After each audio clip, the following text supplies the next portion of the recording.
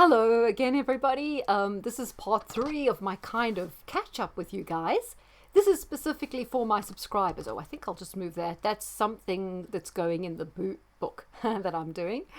Yeah, so this was mainly just to catch up for all you guys on where I've been at, because I know you haven't heard from me for a really long time. So it's just been interesting for me to catch up with you, discuss all the news items that have been going on. And don't forget, I've got this book of world predictions coming out, so there's like an overview of general themes for the world, and then I've done, I don't know how many, 15 countries I've tried to go through. Undoubtedly you'll be disappointed because there'll be kind of some I left out, simply because there were some I looked at the chart, like South Africa. I mean, I know things are deteriorating there a lot, and they've gone to level 12 load shedding, which is, a friend of mine was telling me over Christmas that they ate 12 hours a day with no electricity. Now, she's got a generator and solar panels, but they are having such a cool, cloudy, rainy summer, which, it can happen up in the Johannesburg Witwatersrand area, but it's just been, she's actually in White River, so it's covering the whole of like the former Transvaal. So the solar panels aren't generating much. And another friend of mine, he does a lot of work with the courts, so he needs to file documents and do paperwork. So he goes to the High Court. Oh, it's closed because of load shedding, and everyone just has to stand outside because they couldn't afford to put the generator on. So there's a steady decline in South Africa, quite kind of rapid. It's getting exponential there because of the infrastructure deteriorating, incredible corruption within the government, pure incompetence, economic and social policies that are coming, because South Africa is the canary in the coal mine. So a lot of the exact same policies are coming to particularly UK and America, and that is what is causing an incredible slide there. So that's that. By the way, that is just from the Euromomo excess deaths, the picture you can see there, and you can see particularly Ireland, Spain, Portugal. Now, Spain and Portugal had the highest vaccine uptake in the whole world at one point. I think they might have been overtaken by Dubai, but you can see in all those maroon countries there's a lot of the excess you-know-whats. Okay, talking about excess deaths, I want to talk about that film. Can you mention it on YouTube? I'll say Skielik Dood. For all you guys who still don't remember the Afrikaans or know a little bit of Dutch, I'll leave you to ponder what Skielik Dood is, but I don't want to say the name. And John Looney starred in this film. It was produced by Stu Peters, right? Yeah, I was surprised at the extent that it was trending on Twitter. I know with Musk sort of running Twitter, things are a little bit different, but it wasn't totally. I know it was probably banned on YouTube. It was a Rumble special, wasn't it? Just a little bit suspicious of that. I don't know what to feel about Stu Peters. He's another one of those people like Andrew Tate who were nowhere and suddenly they everywhere, right? I have my doubts about him and some of his guests, and although, with all these people, you can't say that they're not putting out a lot of great information, yet we do have some question marks over them as well. Sometimes you wonder, is he part of the big reveal? Because we seem to be moving towards a climactic point where they can't keep a lid on this, and it's going to be out there. And I even know through friends of mine, friends of friends, who've been kind of totally aggro to the what they would call the conspiracy narrative, suddenly saying, tell me more. And a lot of that is down to what John Campbell is doing. I talked about him in my first stream, so I'm not like thoroughly a fan of his or not suspicious of him, but people are waking up. So I do think they are leading us towards a point where people are going to lose trust in the institutions, in the government, and that could and institutions including healthcare, judicial, whatever, and that could kind of pave the way for moving aside the old, bringing in the new. Remember the Mao revolution, it was getting rid of the four old, so it was old people, old traditions, old customs, old ways, old languages, old whatever structures of government. So in a way this could cause a sort of Maoist revolution, and it would unite people, because people who were anti the COVID narrative all along are going to be all for it. Other people are going to be all for it for different reasons, and the problem is what comes in its place. So I think we're going in this year to a point where we see a lot of institutions crumbling in terms of how we knew them. I think it's going to be legacy media, universities, governments, national health services are all going to suffer terrible credibility loss. Someone was saying the other day, credibility is like virginity. You can only really lose it once. And I think that's what is going to happen. And it's just a question of what they're going to edge in its place. Probably the World Economic Forum have got some ideas. Although I do think that at the moment, in terms of the World Economic Forum and their cohorts, it's almost like they're in a kitchen and they've got something in the microwave, there's something in the oven, 4 rounds on the hob, all bubbling away, and there's something frying here, and it's splashing there, and something's burning there, and something's overcooking elsewhere, and oh gosh, it's all going haywire. I do think at the moment they're running so many narratives at the same time. It's like that chaotic kitchen I just described. Now, as you guys know, I was predicting that between Christmas and New Year there'd be some sort of big event in America which could be Biden going. Right, now that hasn't happened yet. I'm just wondering, when the Republicans take over Congress as we go into the new year, if they are going to put in place some proceedings against Hunter Biden and maybe use that as leverage to encourage Joe to step aside. Because at this point, I think there has to be Democrats that want him out the way as well. He's clearly, I don't know, well, I mean, he's never really been functional or doing anything, but he might get to the point where he's doing more harm than good.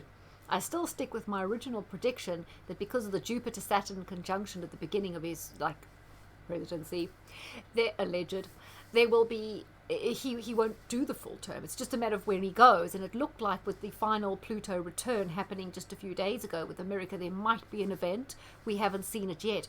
One of the events, could it be the admission that Ray Epps, who've long been touted as a agent provocateur on Jan 6, that he's been outed as having, orchestrated Jan 6. So I guess that's a step in the right direction there. So I just wonder if it's all going to fall apart and there's going to have to be a fall guy, maybe Fauci because of his age and Biden because of his age are going to be the fall guys. It's just a matter of when it happens, because I do believe it will.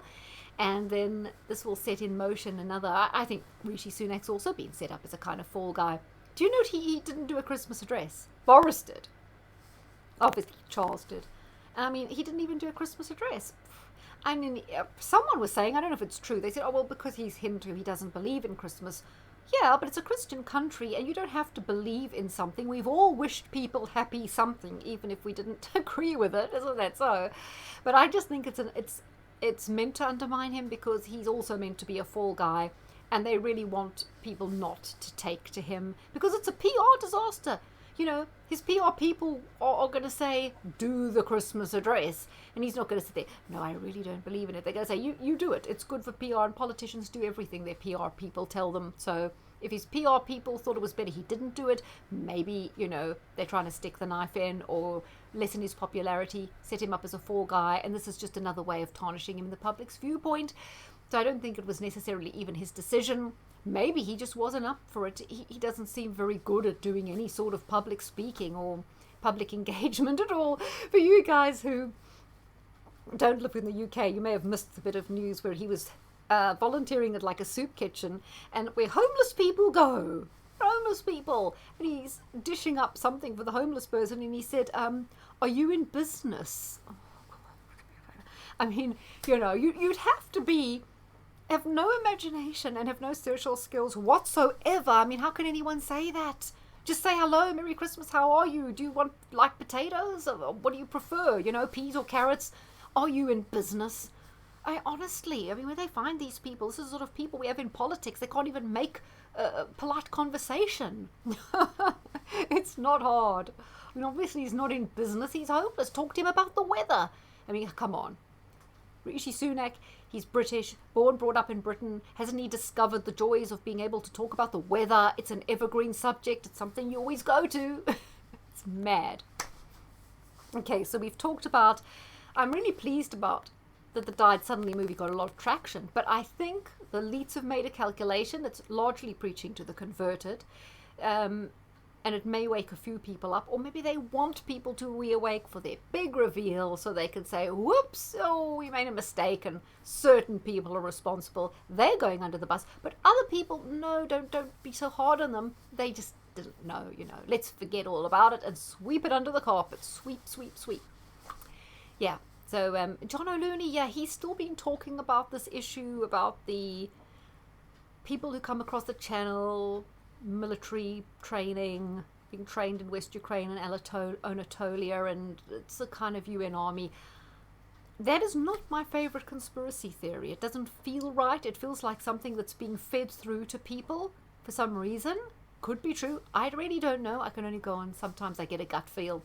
You know, I've noticed as well, talk about Stu Peters, and I see he regularly has Jane Ruby on. At a time, they were kind of on InfoWars all the time. Then they were totally dropped like hotcake. And I notice Alex does this. He'll have people on a lot, and then gone. Never heard from them again. I don't know if he tries to promote people to help them build a following, and then he kind of lets them go their own way once they've become established. Maybe he sees this as some kind of service. Or is it that he finds out something he doesn't like and drops them? I don't know, because he's certain people like Gerald Celente and Jay Dyer, both of which I think are excellent, have been there for ever so long, and they just carry on year on year. I just kind of wondered that, really. I don't know. It might not be. Maybe it's just a case of, well, they get a big enough following, they don't need InfoWars anymore. Could be that. Don't know what's happening to the lighting here. Anyway, really dark. Yeah. So there were some things I talked about. Biden, the movie. Yeah, there's been a lot of interesting things going on. Oh, Meghan and Harry. I pay no attention to that. But I do kind of check the news every day just to see what the opposition is saying. I wonder, part of me thinks this is part of the, what I called Bolshevik revolution in the UK, which would get rid of the royal family. So there's a large part of me that thinks that's what's going on. However, this is like when Sunak, are you in business? This is now another not very bright, unimaginative plan, and boy, are they over-egging that pudding. I mean, seriously, guys, now she's going to come up with a book. This is not clever publicity. Clever publicity is to be more subtle and to whet people's appetite and to have drip feed. This is like such a laying it on thick. It's going to turn off the most ardent royals. It's turning people off them. I believe that they are kind of being, what would you call, schooled or coached by Arthur Hirsch, who is a journalist with The Guardian, used to go on one of those panel shows on Sky News. I would say that she is a key cultural Bolshevik. She pushes agendas very, very hard, particularly to do with, well, the obvious things, right? She's obviously extremely anti-British, although this country has given her amazing opportunities. I don't know why she's so resentful, but obviously she's been kind of recruited into that mindset and is grifting in terms of, but she's not just grifting, she seems to be a key agent in terms of pushing certain agendas which definitely are against the national institutions, national pride, national cohesion of the UK specifically. She's working with Meghan and Harry. She could be the brains, although it's not very brainy what's going on there at all, but maybe she's the brains behind this particular operation, and I do think it is some sort of psyop to damage the royals, and once they think the royals have gone, there's less cohesion, less to hold Britain together. It takes away a figurehead. Not that, I mean, I'm that keen on the royals anymore because of their links to World Economic Forum, because they're pushing the green thing relentlessly. But we'll see how the Meghan and Harry thing plays out. I think it was being used as another George Floyd kind of incident to divide people and to push the race thing, to make people really aggro to each other, because that, while people are focusing on race, intersectionality, grievance, racial differences, racial tensions, while people are focused on this, it's all divide and rule, and they are not looking at the fact that we are all basically in the same boat, and it's the people up there, whoever they are, that are the problem. So I think that's all a bit of divide and rule going on with Meghan and Harry, and it's also a distraction thing. So it's to be kept away from, and I think that might just explode on its own. I think that's a train going to crash because it's not been done very cleverly and it's totally overdone, and it's just stupid. Guys, Amazing Polly did a brilliant video, and it's on her channel, and you can click it. It was fairly recent, just dropped down about 5 videos, and it's of a person called, I think his name was Harvey Pasternak. He was Kanye West's trainer, personal trainer. But the funny thing is, he's the personal trainer for a shed load of female celebrities, from Ariana Grande and I can't name them. I don't know these people. I don't follow this pop culture, but loads of young, pretty actresses, singers, mainly women. I think there could have been men as well. Gee, he trained so many people. And then there was also a thing he'd written about himself, which says he's the personal trainer to kings, politicians, and Russian oligarchs. But the interesting thing is that Kanye brought it to light that this person is quite threatening in a way. There were tweets on, Polly will explain. And when remember Kanye had that so-called breakdown on stage in, I think it was over in California. This was when he came out supporting Trump and talking about various issues on stage. He went on a rant on stage, and the next thing he was in the kind of, what would you call it? I don't know what the polite term is. Like, he was in rehab for mental problems. He was almost sectioned, right? I don't know if they call it sectioned in America, but he was sent for medical supervision for his mental health. And apparently it was this personal trainer that had initiated that. And the personal trainer had kind of made threats to Kanye, like, you just do what you're told, or that could happen again. So I wonder if with a lot of these celebrities, even politicians, even royalty, they have to mind their P's and Q's in case it's off to the nut house, right? Or something like that. Or getting pumped full of drugs on the basis that you need it for your mental health, but this will partially lobotomize you. And do you note now, we have this thing, it's being talked a lot of in Australia, New Zealand. David Cameron introduced this in the UN. Well, he was still Prime Minister, which is now going back before 2016, when he said conspiracy theorists must be treated like terrorists. Now you're getting that very strongly from Jacinta Ardern and from the Queensland police as a result of this incident that happened in Queensland. If you don't know about it, there were 3 people, a man, his wife, and the man's brother, and they were living in a kind of small holding, we'd call it in Aussie and South Africa. It was in the boonies, so out to the west of Brisbane, very rural area. They had their solar panels, their kind of did you call it, septic tank, and they were trying to live off grid. Now, he'd been a well-respected headmaster, and in many schools where there were quite troubled youngsters with issues, he turned them around, and he'd gone to many struggling schools and really turned them around. So he was a very respected headmaster. His wife a school teacher. They were respected in the local community, but during the era of this, because in Aussie, if you were a teacher, you had to have it, they quit because they didn't obviously want that, and the brother was in the same boat, and they were definitely researching, as we all do, and finding out stuff. So just before Christmas, the police apparently went out to their small holding to do a welfare. Well, the police said initially they were going there to do a welfare missing persons check, but that was a lie. It later came out they were going there because they had a warrant out for his brother, because his brother had been crossing the Queensland-New South Wales border in contravention of lockdown rules, and he had some guns, but I think they were legal guns, right? So when the police went there, they were ambushed. 2 attractive young, a policeman and woman, attractive young people were shot dead. Another policeman said she hid, but the story didn't make any sense. Made absolutely no sense whatsoever. Obviously, Max Eigans talked about it a lot if you want to find out more. But the story coming from the police made no sense. Then it came out that the headmaster that was then shot by, of course, they were all, the headmaster, his wife, and the brother were then shot dead by the police because by a SWAT team. But it all seemed very prearranged. I mean, how can you ambush someone if you don't know they're coming? But they said they didn't plan it. I mean, you don't know. But it seemed that he was trying to out pedophilia at a school, so there was that going on.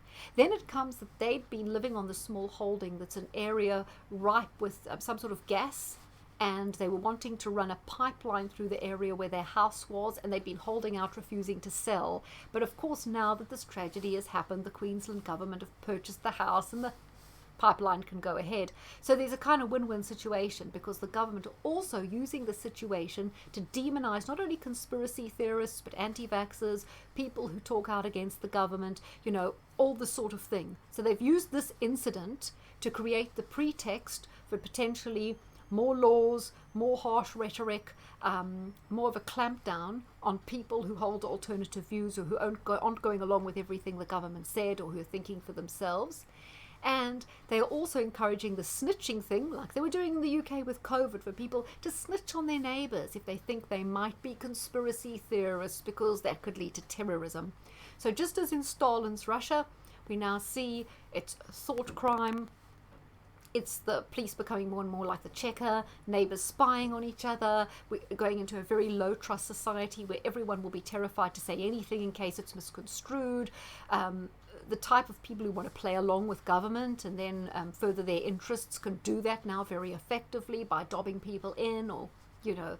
So we see more and more of what was happening in Stalin's Russia happening now. So again, nothing new under the sun. It's all a repeat of Stalin, of Mao, and everything to do with that in terms of our society and the evolvement. What happened with Kanye as well was what used to happen to Stalin. Political dissidents, they said, oh, they're mad, they need to be put in a nut house, they need to be medicated. So again, all these themes of Stalin's Russia. Okay, guys, I'm going to wrap it up there. And goodness knows, I don't want to go say next, but I hope you really enjoyed this, and please hold on for more. Sorry I was away for so long. I wish you all a very, very happy new year. God bless everyone. Hopefully it's going to be a load better year. Check out on Amazon, Lisa Lazuli 2023. You'll find lots of interesting stuff.